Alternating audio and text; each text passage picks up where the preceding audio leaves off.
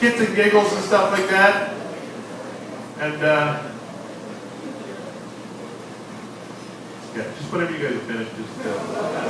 And I'm sorry, it was my fault for interrupting you. It's, I was, yeah, no, sorry. You don't mean to be an asshole. Just tell me when you finish. You finished? No, seriously. Good. No. So this guy's, he's been down in Vancouver, played, I think he did Yuck Yucks, he did Kits and Giggles, and he did a whole bunch of shows in Vancouver to hone his skill. His name is, pardon me, he's from Quinnell, and his name is Tom Bassett. Here he is.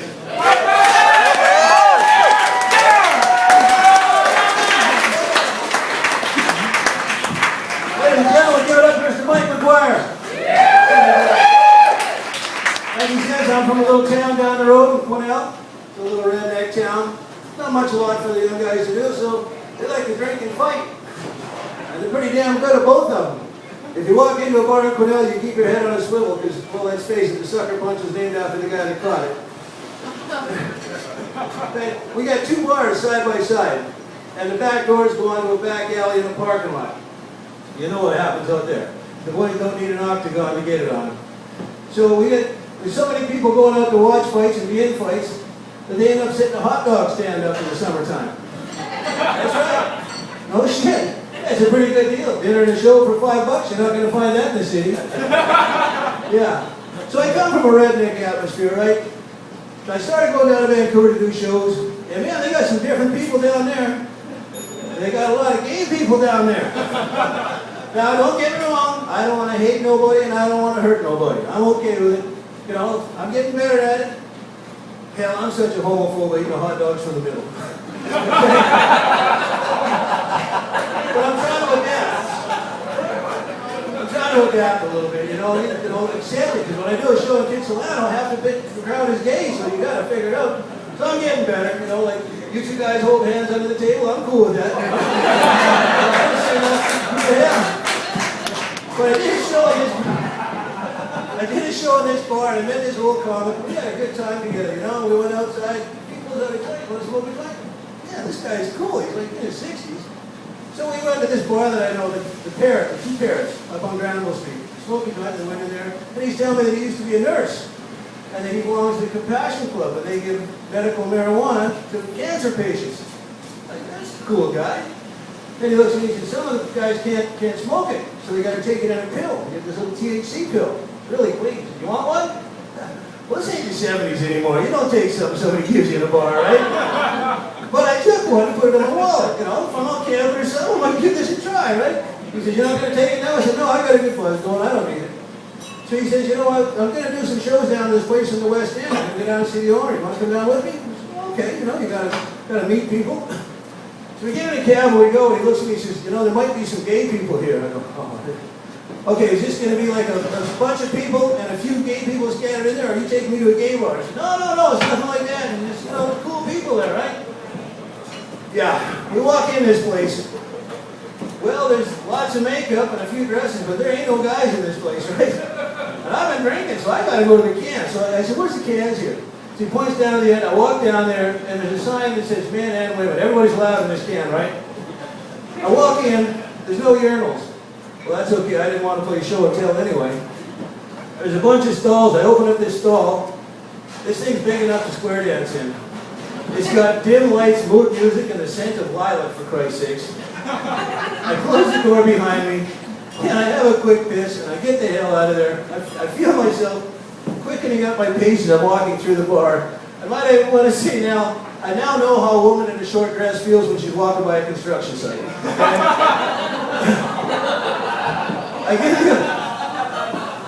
I give the old guy a slap on the back as I'm going by. I say, man, I'm out of here. I'm sorry, it's not my style. I'm gone. He says, no, I'm sorry. Okay, I'm gone. So I feel myself walking down the street rather briskly. Okay, maybe a bit of a trot. Okay, I'm on a dead fucking run, right? I finally hail down a cab. He takes me up, and I'm telling this story, right? I got this East Indian cab driver split in the gut. And that's when it dawns on me. I come this close to getting roofied in a gay bar. Right? Oh, yeah. I said, take me back to the two Parrots. I want to go back to a nice, normal bar. The only thing I want stiff is a drink, right? So I walk in, and the waitress looks at me, and she smiles. And I go, you bitch. I said, you know where he was taking me, didn't you? welcome to Vancouver. Right at that time, I felt like I'd just fallen off the turnip truck with a chicken under my arm. Right there, I was a pumpkin. But enough about Vancouver. It's summertime up north. Don't we all love that? Summertime in the north, no fucking snow to shovel. But every summer, people got to come up and ask me the same stupid question.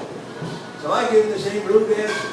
Do I look like a fucking golfer to you? I mean, really? Can you picture me in a pair of goofy square shorts and a goofy little hat? No, you can't. But all my buddies always wanted me to go golfing. And then one year they said, well, we got this tournament coming up and all the bosses go. You can get drunk and give them a hard time. Hey, that sounds like fun. What day is it? Saturday. Ah, shit, the wife's got a bunch of yard work for me to do. I'm in. What time we start? Well, tee-offs at noon, I start drinking at 11. Well, I know these guys. We got some lightweights here. It don't take them all day to go a day's drinking. So this is going to get good. And it went all right. I didn't give the bosses too hard of a time, but they had this one little asshole with them who was a friend, right? He was being a jerk, because he was a good golfer. He's picking on us drunken duffers, right? Everything went fine while we're drinking beer. Halfway through the day, we switched to whiskey. We got any whiskey drinkers in the crowd? Yeah! That's where the trouble's going to be tonight. That's what happens. And there's two ways to drink whiskey. You can pour it in a glass and drink it with an ice with some soda. Or you can spin the top off and throw it in the bush and drink some whiskey. Yeah! You know which one we were doing. So we go to the awards dinner, right? And the one little shit that was giving us a hard time all day, he wins the big award for the best golfer of the day. Of course he does. So he comes over to us to rub it in our face, right? Well, we've had enough of this little shit. So we grab him, put him up on our shoulders. Well, now what the hell are we going to do with him? Somebody says, to the bridge! Oh, right. They got this bridge over a slough, right? That's where we're going. Over the greens and over the fairways and everything, we're gone, right? We got this poor little shit over top of him, screaming and hollering. We get right on top of the bridge, just ready to throw him in, and the goddamn bridge breaks. Yeah, we're all in the water. I'm up to my armpits, right? But there's bubbles coming out of this little shit. So now what am I going to do? A buddy of mine that I knew from the gym, he said, well, I got my gym bag. And he says, you want to go over there? You can wear a pair of my sweatpants. Great idea. So I go over, put all my clothes in his Jeep. I take his pair of sweatpants. Well, he's a short guy, so they come up to about here. And we haven't drank beer enough yet, so we go to the bar. After a while there, I realized that I'm not really that well received in a pair of shorts, and a pair of short pants, and no shirt, no shoes. So I phoned the wife about midnight, tell her to come and get me. She's pissed. Shows up in the old boogie van, had a boogie van then, right? The old bed in the back, the bar, the shag carpet. You remember the shag carpet, eh? Soft on the feet, hard on the knees, wasn't it? Whoa! Remember that? The thing about whiskey, it takes your memory right away from you, right?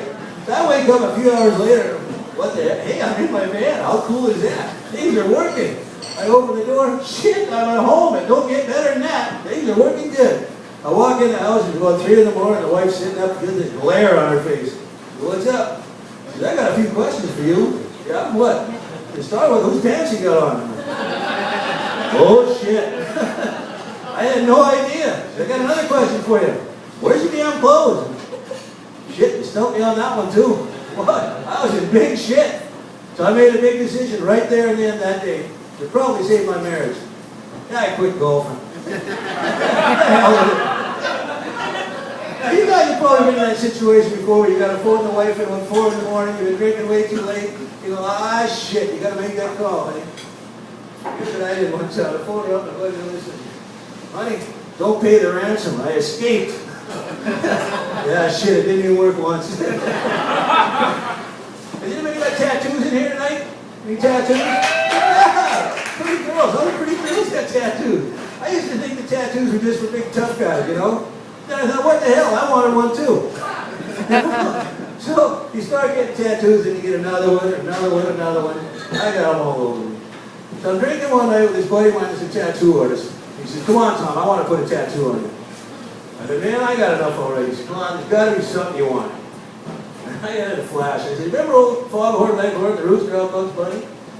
Does anybody remember that? Okay, the only old one here? I said, I want him down on my calf with a noose around his neck, and I can tell everybody I got a cock that hangs below my knee. I'm just laughing. This is a funny story, right? He phones me up a couple of days later. He said, come on, Tom, I got it all drawn up. I'll put it on for free. Well, he called my bluff. What am I going to do? So, yes, I do have a cock that hangs well over the And for the price of a beer after the show, I will show you my cock. Hey, I tell you, when I say I gotta show somebody my cock and I start pulling up my pant leg, people pay attention. So I stopped in his shop one day. Like I said, I'm done with tattoos. But I was looking at those books, and man, he was doing portraits. And he was beautiful. Everything was just great, right? The technique was there. So I decided I want to have one tattoo that really meant something to me. So I had a portrait done on my back of the love of my life. Yeah, she's the one I dreamed about in high school. We've been together for over 20 years, and she's still so sexy. Yeah, the 57 Chevy Bel Air. Yeah. Pour her lipstick red. She's my baby. That's my time tonight, folks. I'm Tom Bassett. Thank you very much.